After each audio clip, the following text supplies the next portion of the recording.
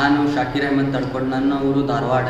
ನಾ ಇಲ್ಲೇ GTTCಯಲ್ಲಿ TRM ಅಂತೇಳಿ ಒಂದು ಕೋರ್ಸ್ ಮಾಡಿದ್ದೆ. ಆ ಕಂಪ್ಲೀಟ್ ಆದ ತಕ್ಷಣ ನಂಗೆ GTTCದವ್ರ ಪ್ಲೇಸ್ಮೆಂಟ್ ಬೆಂಗಳೂರಲ್ಲಿ ಮಾಡಿಕೊಟ್ರೆ, ಏರೋ ಪ್ಲಾಟಿನಾ ಅಂತೇಳಿ. ಆ ಕಂಪ್ನಿದಲ್ಲಿ ನಾನು CNC ಆಪ್ರೇಟರ್ ಆಗಿ ಕೆಲಸ ಮಾಡ್ತಿದ್ದೆ. ಈಗ ಅಲ್ಲಿನ ಆಪ್ರೇಟಿಂಗ್ ಮಾಡ್ತಾ ಪ್ರೋಗ್ರಾಮ್ ಕಲಿತೆ ಸಾಲಿಡ್ ವರ್ಕ್ಸಲ್ಲಿ.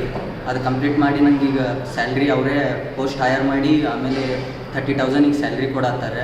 ನಾ ಕಾಲೇಜಲ್ಲಿ ಏನೇನು ಕಲ್ತೇನೆಂದ್ರೆ CNC ಪ್ರೋಗ್ರಾಮರ್ ಮತ್ತು ಮ್ಯಾನ್ಯಲ್ ಟರ್ನಿಂಗ್, ಮಿಲ್ಲಿಂಗ್ ಅವೆಲ್ಲ ಕಲ್ತಿದ್ದೀನಿ, ಗ್ರೈಂಡಿಂಗ್. ಮತ್ತು ಕಂಪ್ನಿಯಲ್ಲಿ ಹೋಗಿ ಅಕ್ಯುರೇಸಿ ಹೆಂಗೆ ಮೇಂಟೈನ್ ಮಾಡ್ಬೇಕು. ಆಮೇಲೆ ಅಲ್ಲೇ ಬೇರೆ ಇತ್ತು ವರ್ಕ್ ಆಫ್ಸೆಟ್.